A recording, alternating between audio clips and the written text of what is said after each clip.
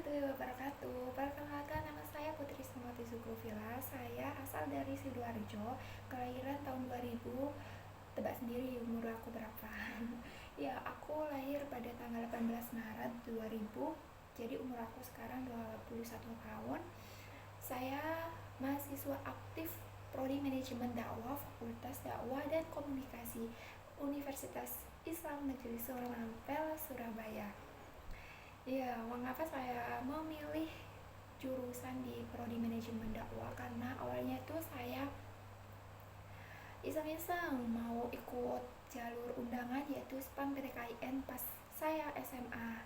Itu kan ada dibuka jalur SPAN PTKIN. Lalu saya mencoba mendaftarkan diri yang dimana saat itu saya memilih Prodi Manajemen Dakwah dan yang kedua yaitu Ekonomi Syariah. Dan tidak terlalu berharap sih saya, dan untungnya pas saya buka pengumuman di website Winsa, ternyata saya lolos dari jadi maba Wins Mengampel Surabaya, Prodi Manajemen Dakwah, Fakultas Dakwah dan Komunikasi. Ya rasanya kayak mimpi sih, percaya gak percaya, karena pada saat itu saya emang gak ada niatan sama sekali buat daftar di Winsa lalu masuk di Prodi Manajemen Dakwah, sama sekali nggak kepikiran, dan itu cuma iseng-iseng tapi berhadiah. Profil saya merupakan anak kedua dari dua bersaudara, jadi saya memiliki satu orang kakak, tentunya sudah menikah, dan tinggal saya yang belum menikah. Terlepas dari itu, saya tinggal di Porong, tepatnya di Desa Candipari, Kecamatan Porong, Kabupaten Sidoarjo. Ya, berdekatan dengan Lumpur Rapindo sekitar 2 sampai 5 kilometer dari Tanggul Lumpur Panas Rapindo. Bagi kalian yang lagi main ke Porong, silakan hubungi saya. Insya Allah saya akan ajak main-main di wilayah Lumpur Rapindo. Tapi asik loh, banyak banget. Dan tempat Lumpur Rapindo sekarang itu jadi sebuah pariwisata dan edukasi sih, bukan cuma pariwisata aja, tapi banyak banget yang perlu kalian ketahui bahwa Lumpur Rapindo semburannya itu tersebut tidak lain dan tidak bukan melainkan dari campur tangan Tuhan Yang Maha Esa. Selain itu juga kecerobohan manusianya sendiri. Oh iya, saya lulusan dari SD, SMP sampai SMA itu sekolah umum semuanya, dan gak ada satupun yang berbasis Islam. Mengapa saya memberanikan diri untuk mendaftarkan diri saya ke UIN Surabaya yang bukan lagi udah diketahui oleh khalayak umum, khalayak ramai kalau UIN Surabaya itu berbasis Islam dan mayoritas mahasiswanya itu dari pondok pesantren. Kenapa saya nggak gengsi? Bukan karena saya gimana-gimana, tapi saya pengen ada yang aneh gitu ya, nyeleneh. Saya kan kalau saya SD sampai SMA-nya kan udah di sekolah umum, tapi ini pas kuliah saya mau nyoba di UIN Sunan Ampel Surabaya, bukan lagi universitas yang berbasis dengan agama Islam, karena banyak banget yang ingin saya ketahui dan yang membuat saya penasaran. Saya juga penasaran sih hasilnya, kenapa saya bisa nyemplung di universitas tersebut. Tentu gak nyangka banget sih kalau saya mau dan masuk di UIN Surabaya. Ya ada bangganya juga karena saya masuk di jalur undangan yaitu SPAN PTKIN. Ternyata usaha tidak mengkhianati hasil, meskipun saya nggak lolos di SNMPTN, karena waktu itu saya mikirnya ya udah kalau SNMPTN nggak lulus nggak dapet, SBMPTN juga nggak dapet, SPAN PTKN juga nggak dapet, ya udah saya mau lurus aja, dan saya mau insya Allah saya mau daftar mandiri juga.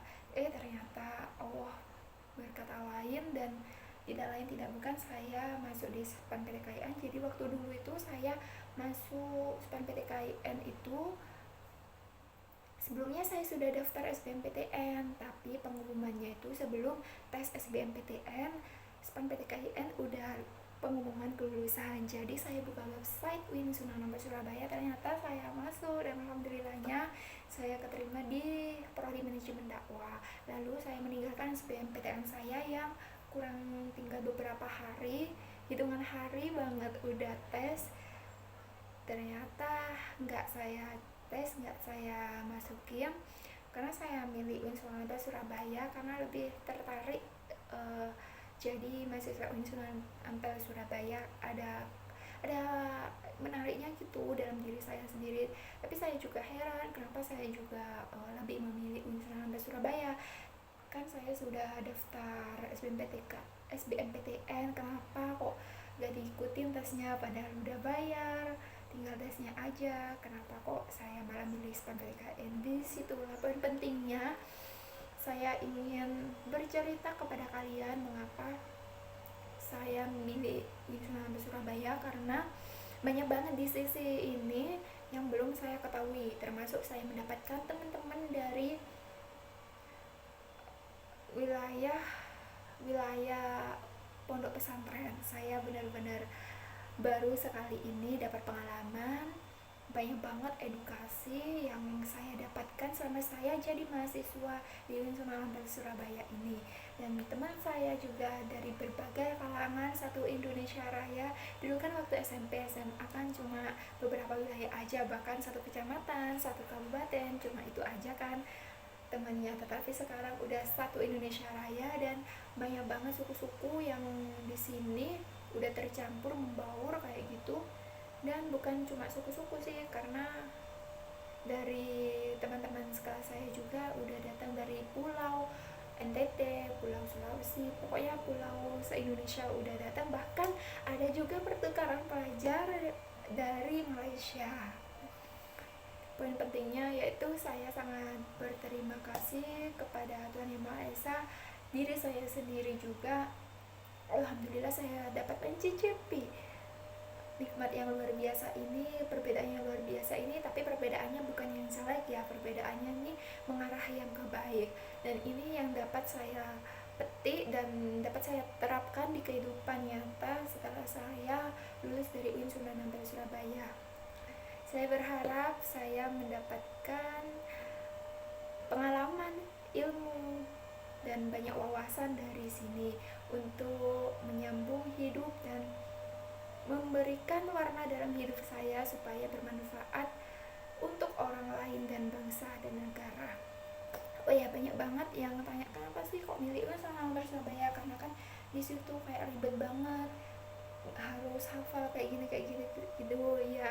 Emang sih harus hafal, katanya sih kalau pas sempro atau pas mau lulus, pas skripsi itu kalian harus ngapalin beberapa surat dari Al-Quran. Tetapi itu sih aku anggapnya buat tantangan aku aja sebelum meluluskan, tapi ya dibawa asik aja, gak usah terlalu dipikirin. Intinya keep slowly aja. Ngomong-ngomong kuliah, saya kangen banget sama keadaan sebelum covid ini, karena jujur saya sudah setahun lebih belajar daring, kuliah di rumah, kuliah online, dan itu membuat saya kayak gak nyaman banget ya. Emang gak nyaman sama keadaan, cuma kan kayak gimana lagi, udah garisnya ditentuin sama Allah, ditentuin sama yang atas. Karena sekarang ada wabah virus corona ini, jadi gak bisa kuliah tatap muka ya, tetap disyukuri aja supaya dapat kenikmatan, dapat kesehatan, panjang umur juga. Karena di era pandemi ini banyak banget yang kesusahan, maupun kesusahan ekonomi maupun kesusahan untuk hidup. Emang banyak banget ujian yang diterapkan pada saat covid ini. Banyak bersyukur banget udah dikasih banyak umur ya, meskipun gak bisa ketemu sama teman-teman, tapi bersyukur aja, pasti ada hikmahnya di selesai wabah ini. Tapi ngomong-ngomong teman-teman, aku emang kangen banget, udah setahun ya ampun, kangen bincang-bincang di kelas, kangen kegang dosen bareng, cari makan bareng. Intinya seru banget kalau pas lagi kuliah itu. Banyak banget yang momen-momen yang dikangenin, kangen seminar, kangen kampus Unsal, pokoknya ya ampun, Masya Allah kangen banget. Semoga wabah virus corona ini cepat berlalu biar cepet kuliah tatap muka bukan online lagi. Ya ngomong-ngomong potensi dan kelebihan saya itu, saya orangnya lebih suka bergaul sama orang yang saya kenal, tapi bukan menutup kemungkinan saya kalau gak kenal saya gak mau ngobrol lebih dalam, tapi kayaknya masih butuh penyesuaian lebih lanjut lagi. Bukan segampang itu, saya orangnya itu sangat tertutup. Jadi awalnya kalau kalian saya kenal tapi nggak terlalu dekat, itu pasti kalian ngiranya kayak judes kayak gimana gitu, padahal saya itu kalau udah kenal udah akrab banget, saya tuh orangnya asik juga. Ya, kelebihan yang saya miliki yaitu saya mudah untuk menyesuaikan, beradaptasi kepada keadaan sekitar. Ya, tetapi banyak banget sih yang menilai saya, katanya saya juda, saya gak bisa ramah sama seseorang, tapi ya balik lagi orang lain lah yang menilai saya, bukan diri saya sendiri yang menilai. Jadi gak bisa dipungkiri bahwa banyak banget yang berpendapat kayak gitu. Oh ya, selama saya di UIN Surabaya, saya menjadi tahu dan menjadi banyak banget ilmu yang saya dapat, potensi yang saya gali, menjadikan saya dapat menerapkan potensi tersebut ke dalam kehidupan sehari-hari saya. Ya meskipun itu tidak banyak, tetapi ada prosesnya, bagaimana cara menggali potensi diri dengan baik. Meskipun itu susah, tetapi harus dibiasakan dengan baik. Bagaimana cara saya menyesuaikan diri kepada orang lain di lingkungan yang baru juga itu merupakan tantangan yang sangat susah, apalagi berbicara di khalayak umum, di khalayak ramai, itu merupakan mental banget dan harus menyiapkan mental juga buat bicara di depan umum. Ngomong-ngomong kelebihan yang saya miliki tidak juga banyak sih, melainkan saya itu murah senyum kepada semua orang. Saya sangatlah suka berbincang-bincang, bercerita-cerita, bercurhat-curhat, tetapi saya juga suka memberi nasihat maupun solusi. Itu yang saya suka, apalagi saya menerima kritik dan saran yang membuat saya membangun, itu lebih suka lagi, bukan yang mengolok-olok, mengejek atau menjelek-jelekkan. Ya itu yang gak saya suka. Ya meskipun kalian berkata seperti itu pasti ada alasannya, tetapi ada juga sopan santun yang harus kalian terapkan dan saya terapkan untuk menjadi pribadi yang lebih baik lagi.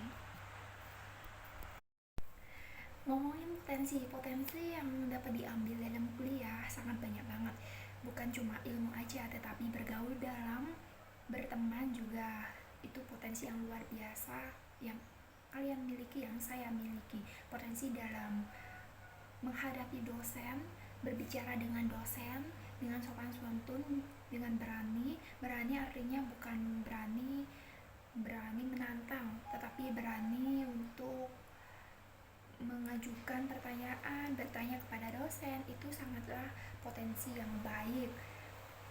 Jadi kalian kalau kuliah jangan cuma jadi mahasiswa yang gak aktif, tetapi kalian sayang banget, kalian kalau ada temennya yang presentasi, itu kalian silakan menanyakan sesuatu yang kalian rasa belum dipahami, agar potensi diri dalam kalian itu muncul, serta banyak banget ilmu yang dapat kalian tanam pada diri kalian sendiri. Jadi kalian jangan berkecil hati, meskipun kalian bukan orang yang aktif di dalam kelas, tetapi kalian juga bisa kok menanyakan antar pribadi di WA juga bisa. Karena kalian kan sekarang udah zamannya bisa membeli gadget semua kan, artinya pastinya kalian juga mempunyai gadget semua, jadi kalian jangan berkecil hati. Intinya semangat terus buat kuliah biar bisa menggali potensi-potensi yang ada di dalam diri kalian sendiri.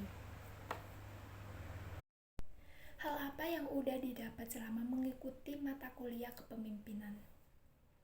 Begitu banyak hal yang sudah didapatkan dalam mengikuti mata kuliah kepemimpinan ini yang diampu oleh dosen yang bernama Bapak Ilham. Beliau sangatlah juara, patut untuk jadi panutan, dan banyak banget yang telah didapatkan, termasuk saya pribadi banyak banget. Yang pertama itu kita dapat memahami apa itu kepemimpinan, dapat menerapkan ke kehidupan nyata ataupun di organisasi kalaupun kita mempunyai organisasi. Terus kepemimpinan juga ada banget pengertiannya, banyak banget. Kepemimpinan menyadarkan kita akan halnya bahwa kepemimpinan tidak hanya di dalam organisasi. Di rumah tangga juga ada seorang pemimpin, yaitu seorang ayah sebagai pemimpin keluarga. Itu juga contoh kecil. Oh ya, di mata kuliah kepemimpinan ini banyak banget hambatan, bukan hambatan sih, cuma ke tantangan banyak sekali, ketantangan yang harus dihadapi, harus dikerjakan sesuai target, yang berisi tentang absen ataupun absen bukan berbentuk absen tanda tangan ya, tapi absennya itu sudah berbentuk uploadan di Instagram, dimana itu sangat menguji banget karena buat saya buat story di IG itu nggak pernah sama sekali ataupun jarang. Sebulan bisa dihitung cuma 5 kali atau 4 kali itu selalu saya lihat di historinya.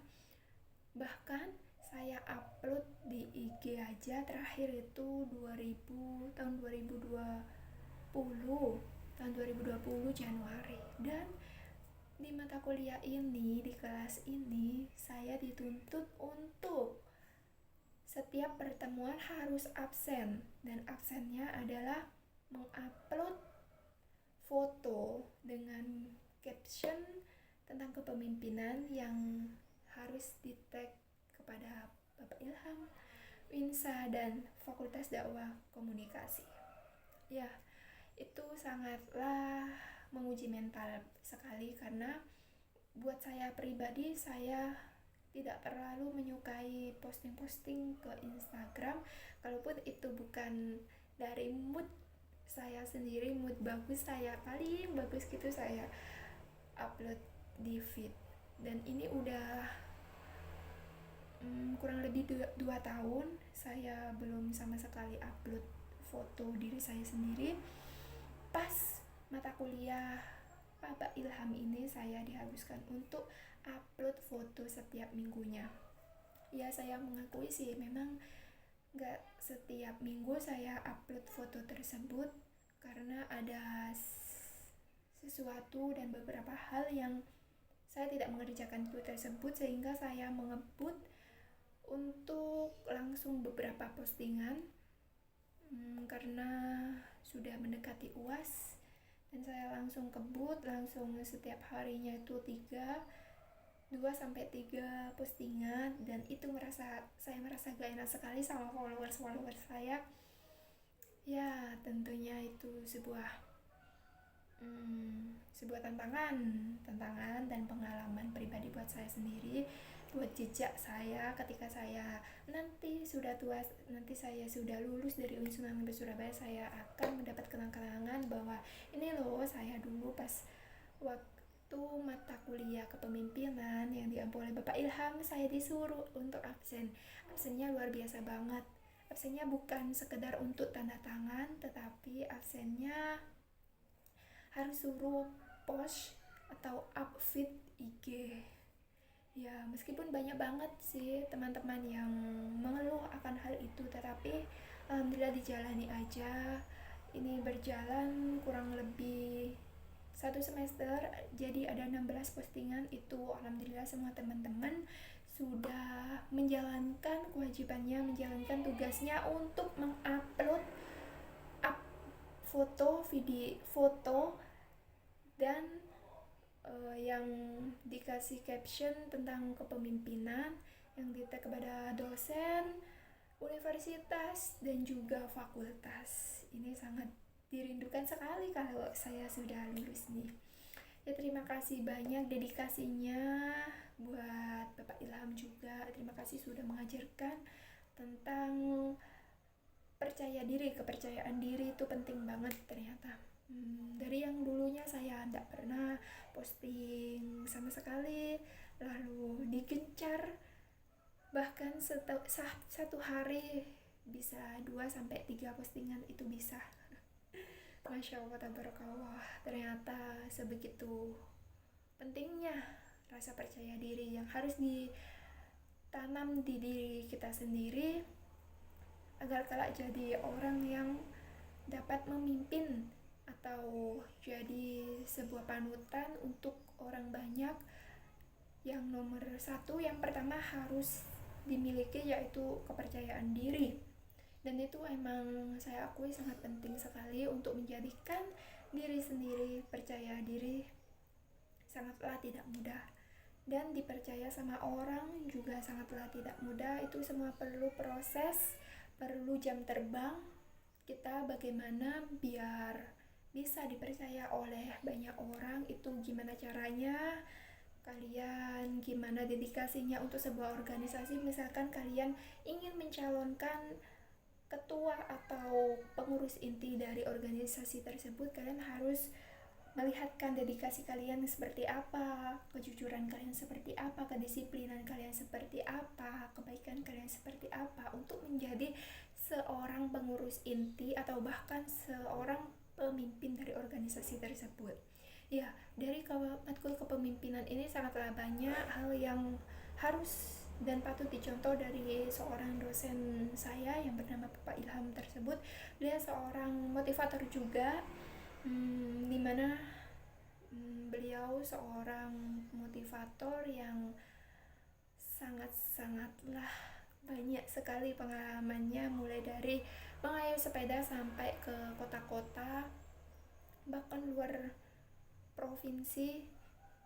Itulah patut dicontoh, hal yang baik-baiknya patut dicontoh. Sebuah karangan buku juga banyak yang sudah dikeluarkan oleh beliau, termasuk Sang Juara itu. Sebutan Sang Juara itu sangatlah menjadi kebanggaan dan pantas untuk disebut Sang Juara. Semoga ilmu yang saya dapatkan, ilmu yang Bapak Ilham miliki dapat tertular kepada saya untuk menjadi seorang pemimpin yang baik, yang tegas, yang jujur, yang bijaksana, terus yang dapat jadi pemuda yang tetap eksis tetapi berilmu. Subhanallah, untuk jadi orang yang baik juga. Pokoknya intinya di matkul kepemimpinan ini sangatlah banyak apresiasi yang saya junjung untuk seorang dosen saya yang bernama Bapak Ilham tersebut. Di mata kuliah kepemimpinan ini saya semakin yakin dan tidak ragu lagi, serta saya kepingin sekali untuk bertemu dengan Bapak Ilham pribadi. Ini kan lagi corona dan tidak bisa kuliah tatap muka. Nah, saya tuh sangat penasaran sekali dengan motivasi-motivasi yang akan beliau sampaikan ketika tatap muka luring pembelajaran di kelas. Dan saya tuh sangat kepingin banget untuk belajar tatap muka di kelas, untuk mendengarkan langsung cerita-ceritanya yang sangat menarik ini, yang juga seorang motivator. Bapak Ilham juga seorang yang bijaksana, yang tak pantang menyerah. Pokoknya saya bersyukur sekali kenal dan pernah diajar oleh beliau. Saya sangat mengacungkan jempol. Saya sangat kepingin mengikuti jejak beliau, ya insya Allah.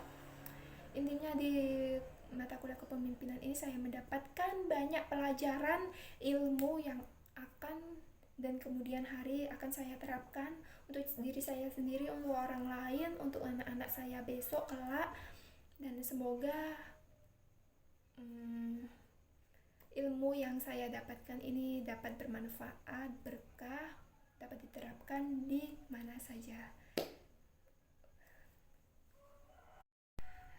Untuk semester 6 ini apa yang saya dapatkan?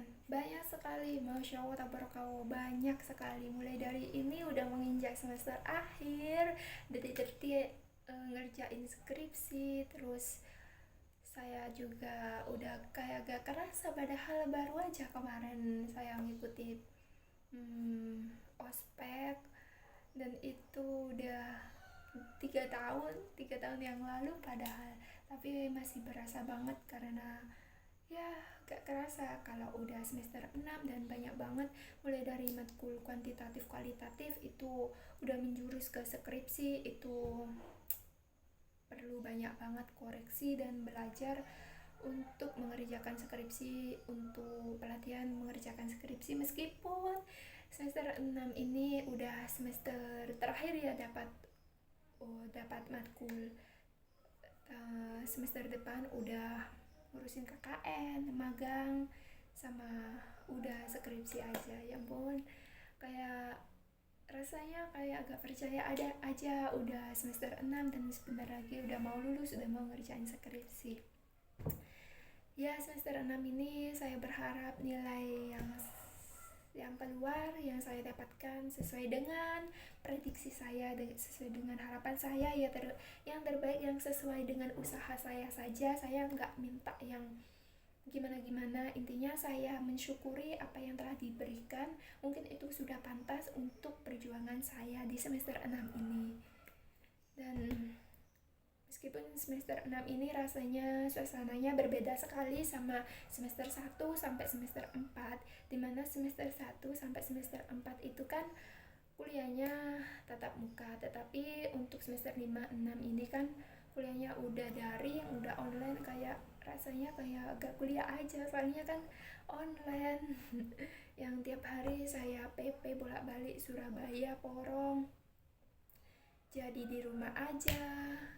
Dulu kalau setiap kuliah tuh kayak ada semangatnya, ada gak semangatnya, karena kalau satu matkul itu kayak gimana gitu, pengen gak berangkat aja, soalnya kan rumah saya juga jauh. Perjalanan dari rumah saya ke Surabaya kan 1 jam, belum lagi nanti pulangnya juga 1 jam, nanti takutnya capek di jalan, tapi mata kuliahnya cuma satu kelas aja. Itu rasanya kayak gimana, tapi itu yang dirindukan kok. Meskipun ini daring tapi tetap dirindukan. Hal yang tatap muka tuh Masya Allah, memang banyak banget kenangan yang ada di Win Sunan Ampel Surabaya. Meskipun banyak banget yang bilang enak daring, enak online, tapi menurut saya pribadi juga enak. Tapi kuliah tatap muka ada sesuatu yang dirindukan. Ya ampun, pokoknya udah gak nyangka sekali kalau udah semester 6, bentar lagi semester 7, bentar lagi mau KKN. Masya Allah, dulu kalau semester 1 biasanya berangkat pagi, pulangnya sore, karena berangkat pagi itu ada intensif, kadang intensif Arab, intensif bahasa Inggris. Terus kalau sorenya ada ma'had, itu yang paling bersin. Ya kan kita pejuang PP. Saya pulang setiap hari, nggak ada kos, dan terpaksa saya harus PP Porong Surabaya, Surabaya Porong. Dan akhirnya sampailah di penghujung tahun. Penghujung semester, sekarang udah semester 6. Ya semoga lancar ke depannya, semoga gak ada halangan buat nyusun skripsinya ya. Intinya banyak banget yang bisa diambil di semester 6 ini, termasuk yang mata kuliah kepemimpinan, mata kuliah kualitatif, penelitian kuantitatif, itu sangat berguna sekali.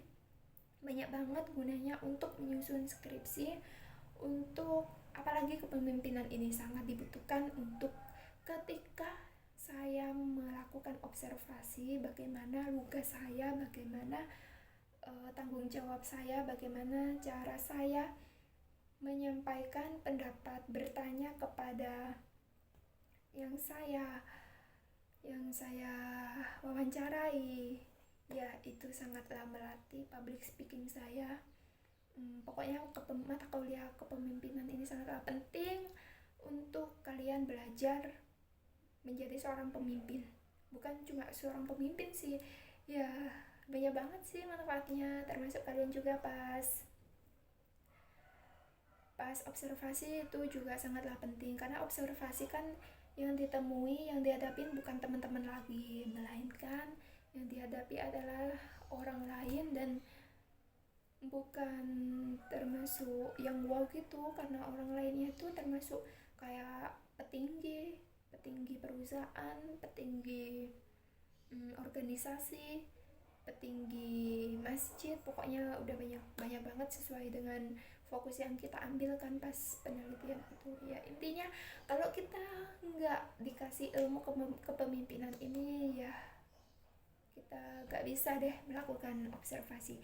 Ya bisa, tapi kurang maksimal, tutur katanya juga kurang maksimal.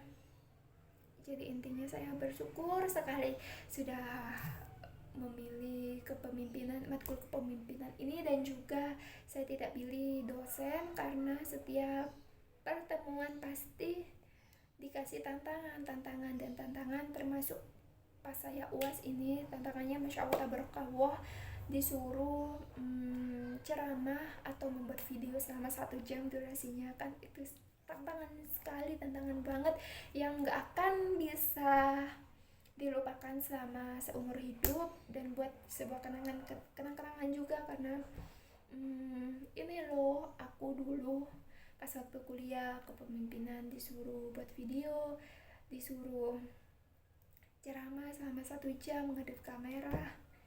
Intinya sangat-sangat berterima kasih sama keadaan, sama Bapak Ilham juga. Untuk semester 6 ini lumayan beda sih sama yang semester dulu, yang semester kecil. Soalnya kan di semester 6 ini SKS juga sudah banyak.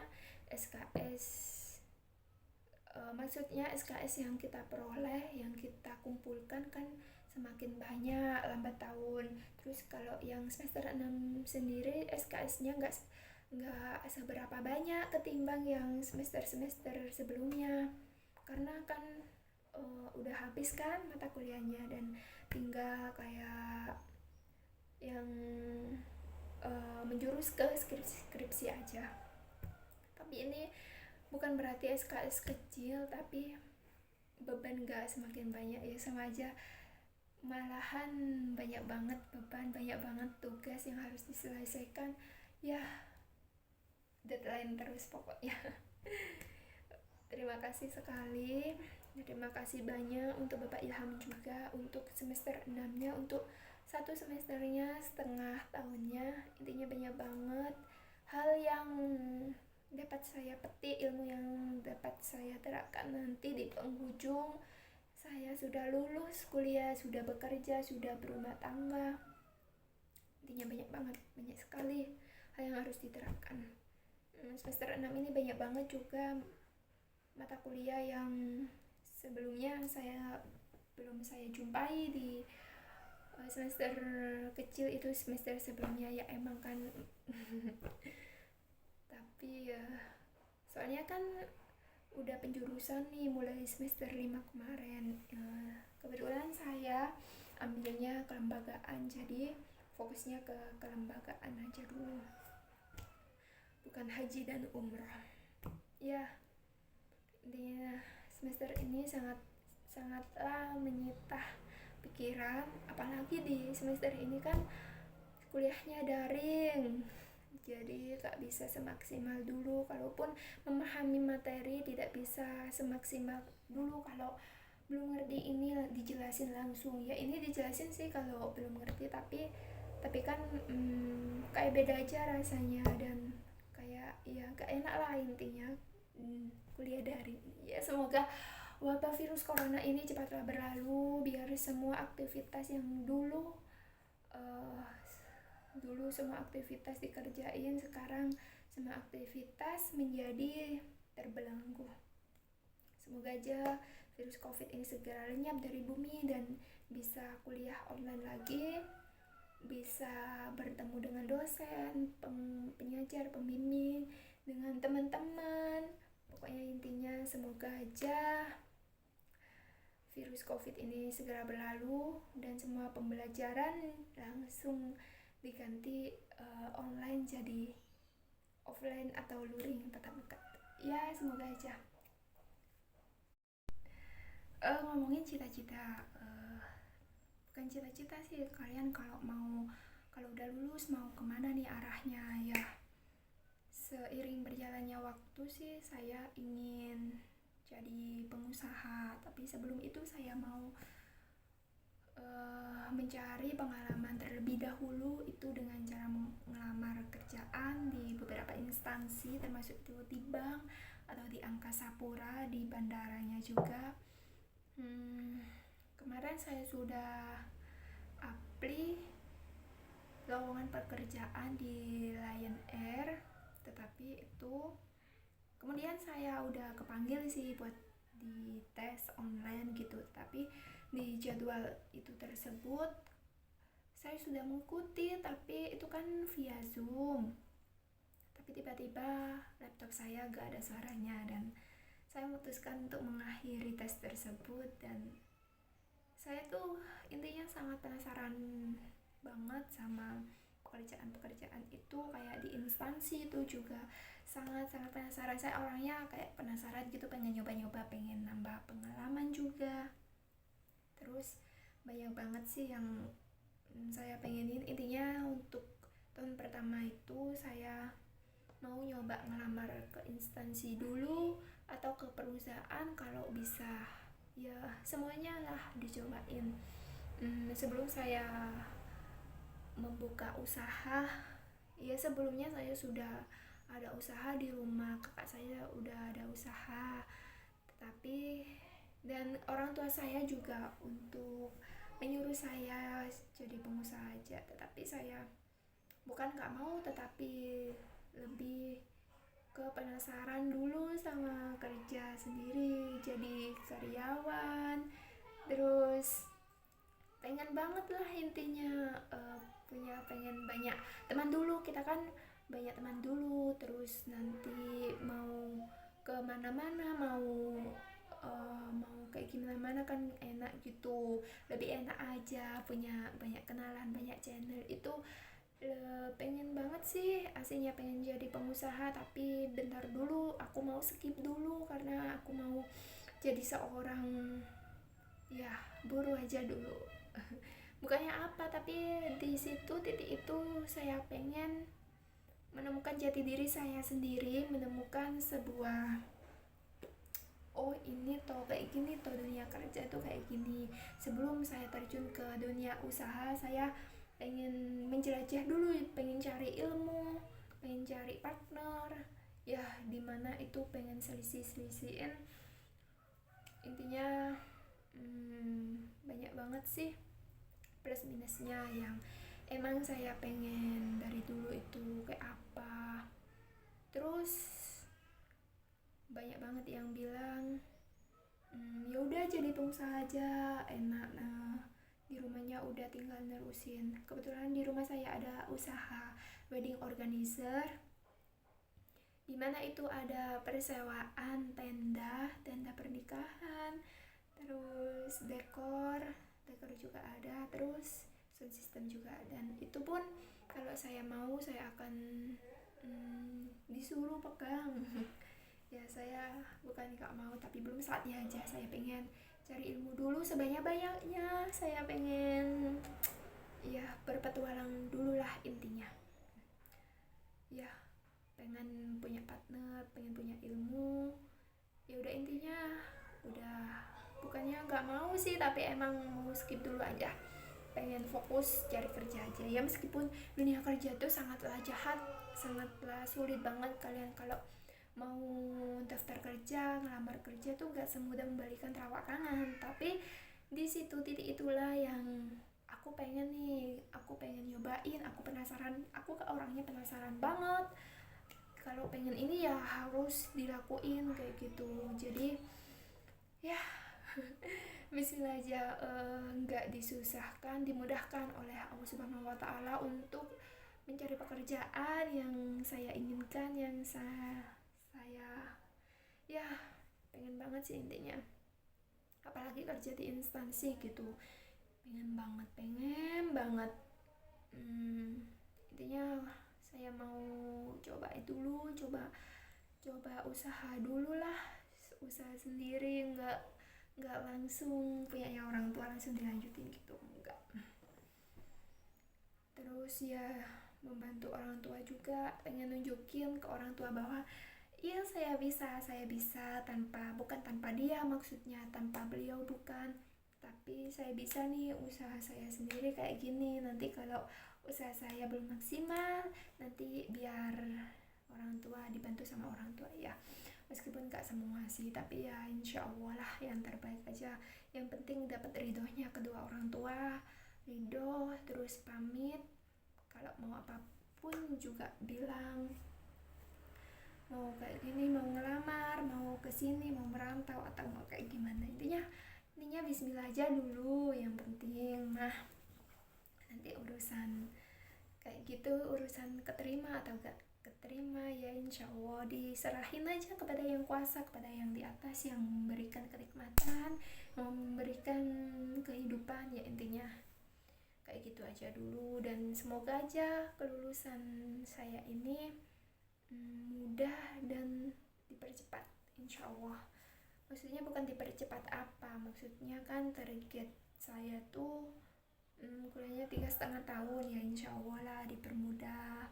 3,5 tahun udah lulus, 3,5 tahun udah pakai toga, udah dapet gelar esos. Semoga aja tahun depan udah bisa wisuda, udah gak jadi beban orang tua lagi ya. Tapi karena jujur aja sih, saya selama covid ini pengen banget buat ngelamar kerja di pabrik-pabrik atau di mana gitu. Yang penting kan dapat pengalaman dulu, toh ini kan masih tahap ke pengenalan aja. Kayak maksud saya tuh ya udah biarin aja saya ngelamar kerja dimanapun, itu kan cuma buat isi waktu aja, waktu senggang. Tapi saya pikir-pikir lagi, emang susah untuk timingnya itu, kayak susah banget, masih susah, belum bisa ketemu. Terus lanjut juga masih jadwal kuliah itu juga gak bisa diprediksi. Maksudnya kalau misalkan saya lagi kerja paginya, kan kuliah saya pagi bukan malam, nanti kayak gimana, takutnya jatuhnya ke nilainya jelek atau jarang ngerjain tugas, itu yang saya takutkan. Dan semoga aja kedepannya ini lebih baik lagi ya. Jujur sih saya juga gak pernah dibolehin sama kedua orang tua saya buat kerja, karena kalau katanya sih kalau udah kebiasaan megang uang sendiri bakalan susah, maksudnya bakalan susah untuk balik ke kuliah lagi. Makanya suruh fokus aja sama kuliahnya, bentar lagi juga lulus, sabar, setahun lagi lulus gitu biasanya. Nasehatin sama kedua orang tua sih.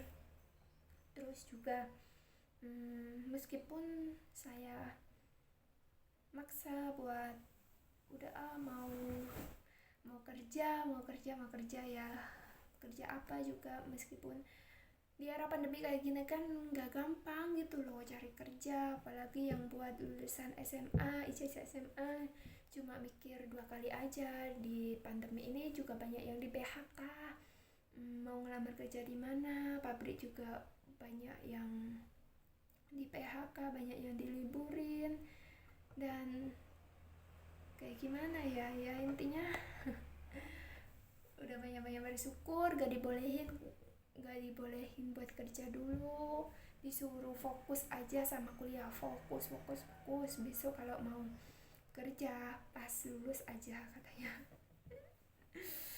Meskipun masih kurang lebih setahun lagi. Ya intinya saya suruh semangat aja buat kuliah, terusin kuliah. Nanti kalau udah waktunya, udah kalau kerja di mana aja silakan, karena kamu udah punya ijazah minimal S1 lah. Karena di prinsipnya keluarga saya harus anak-anaknya harus disekolahin sampai S1. Ya meskipun itu berat sih, emang berat banget, tapi harus, itu targetnya dari kedua orang tua saya, harus lulusan S1, kalau enggak gak boleh kerja dulu.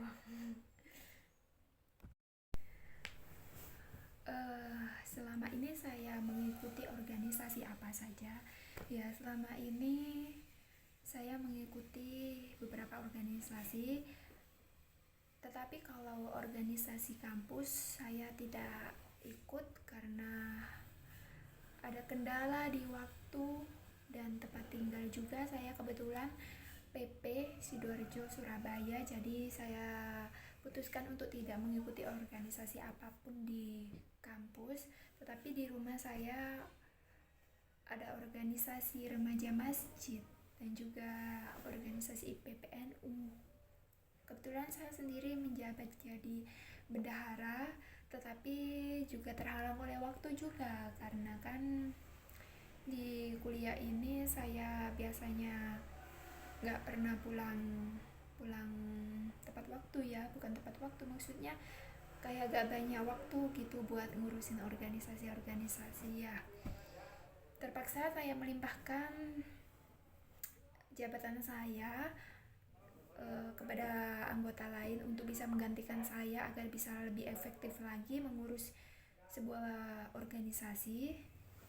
Ya, begitu ceritanya.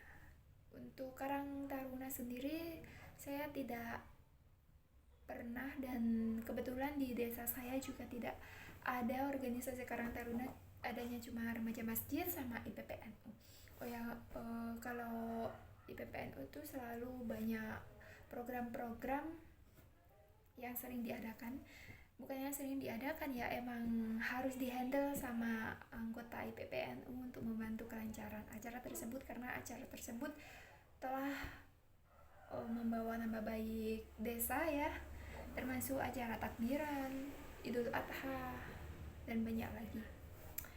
Itu suksesnya acara ada di tangan remaja masjid, meskipun itu acaranya gak setiap hari, termasuk 1 tahun sekali ya.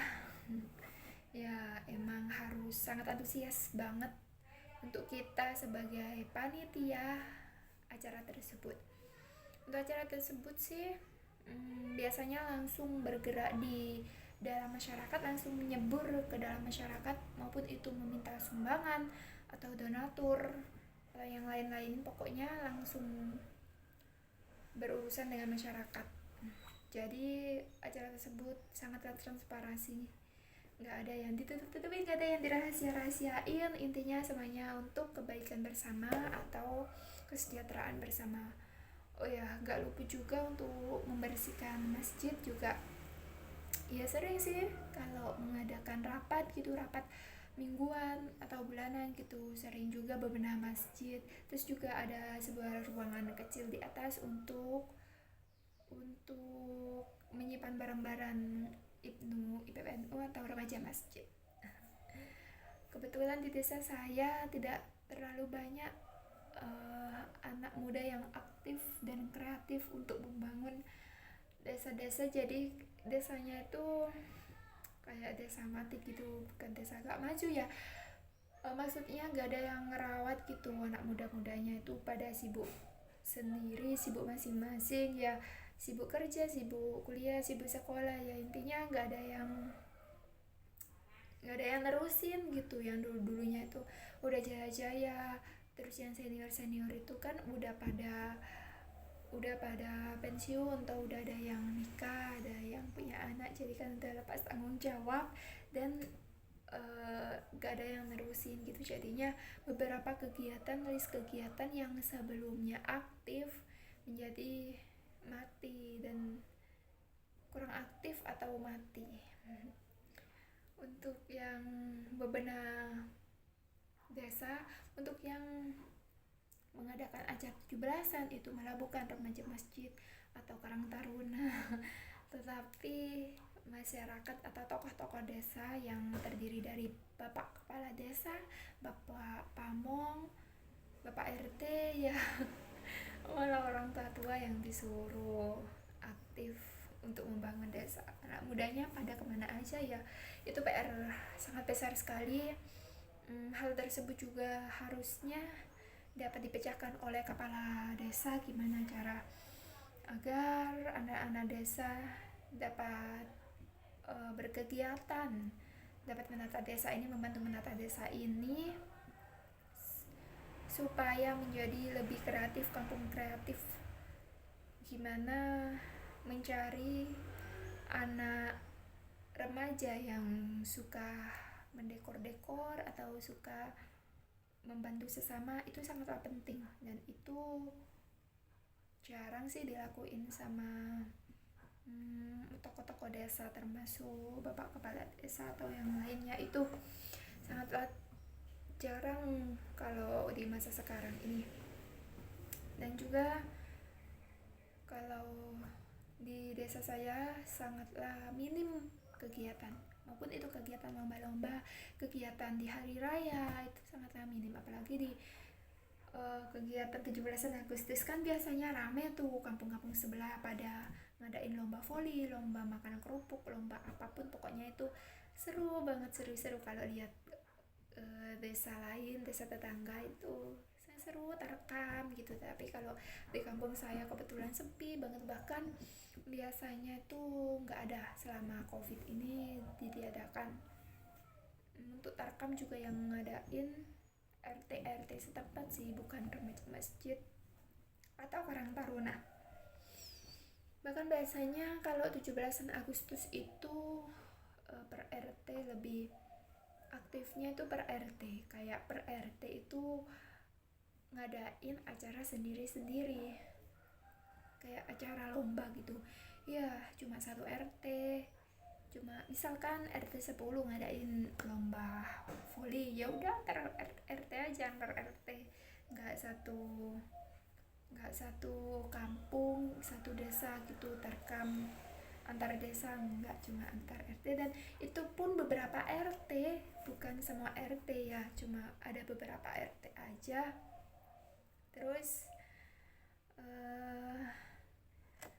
banyak banget sih, apalagi yang ketua RT-nya sudah lansia gitu ya, itu juga nggak ada pergerakan sama sekali, nggak ada kemajuan di RT-nya tersebut. Ya udah tergantung RT-nya aja. Kalau ngadain kayak lomba kerupuk, lomba masukin paku gitu, ya tergantung RT-nya. Tergantung warganya juga mau nggak diajakin ngadain lomba, mau nggak ngasih donatur, kayak gitu-gitu sih. Kalau di desa saya sih kayak gitu untuk organisasi. Terus untuk organisasi di luar desa, saya dulunya itu mengikuti organisasi di sekolah menengah atas SMA saya. Itu kebetulan saya juga menjadi pengurus inti pada 2 periode.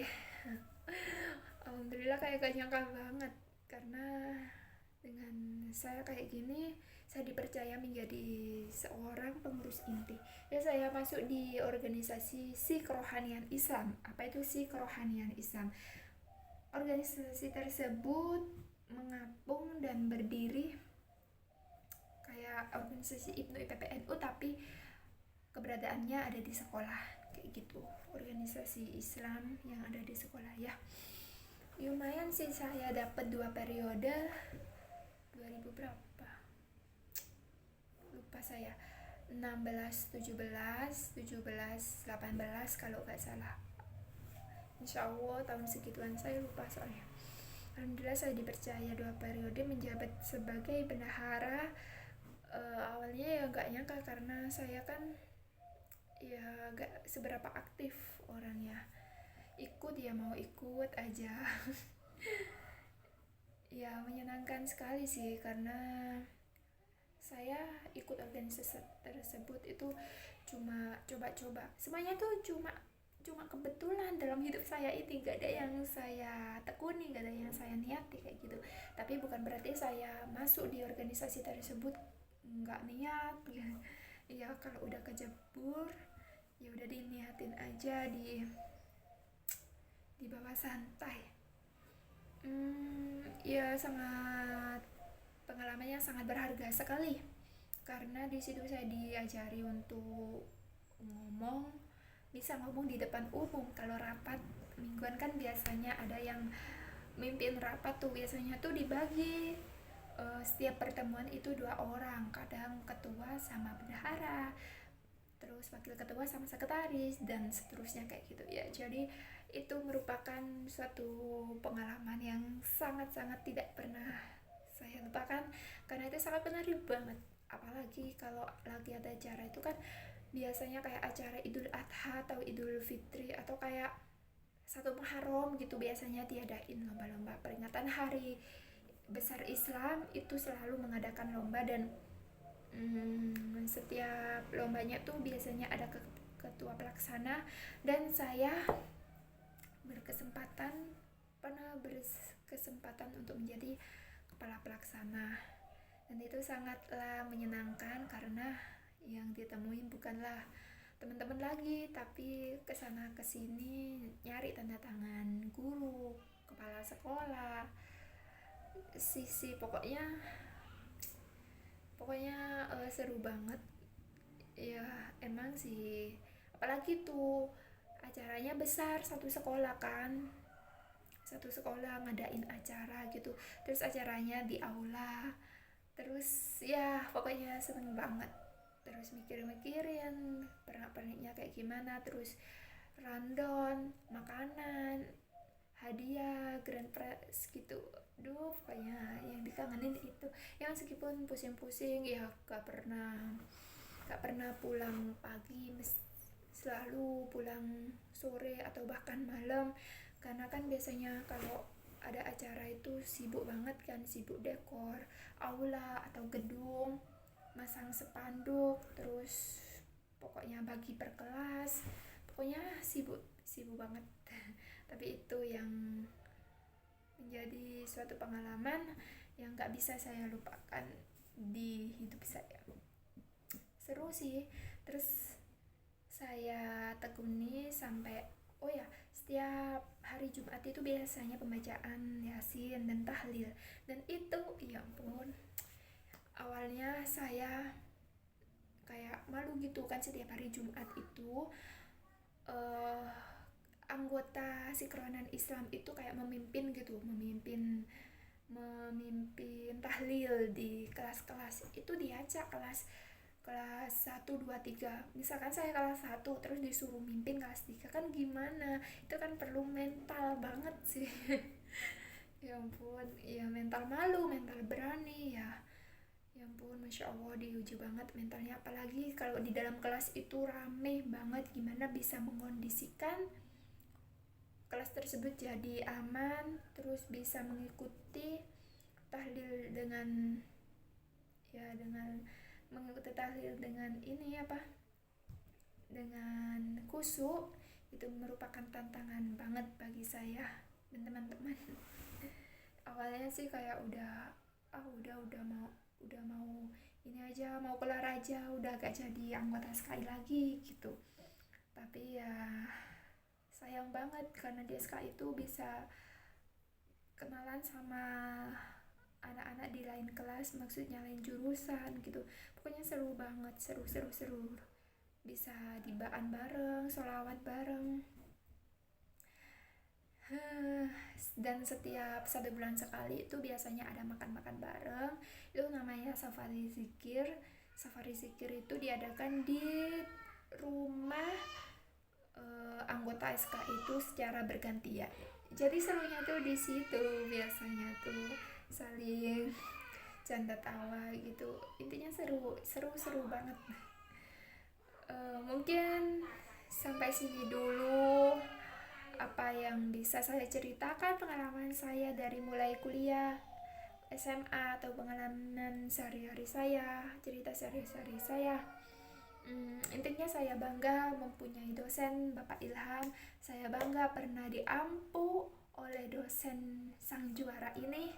Intinya saya bangga sekali, dan semoga di lain kesempatan saya dan Bapak Ilham bisa bertemu di kesempatan yang baik, di kondisi yang baik, yang tidak covid ini, yang semoga covid juga cepat berlalu dari bumi ini supaya bisa kuliah tatap muka lagi ya. Terima kasih sebanyak-banyaknya dedikasinya Bapak. Terima kasih sudah menjadi kawan baik untuk satu semester ini. Terima kasih, saya ucapkan banyak terima kasih. Saya akhiri, mohon maaf apabila ada salah. Wassalamualaikum warahmatullahi wabarakatuh. Bye bye.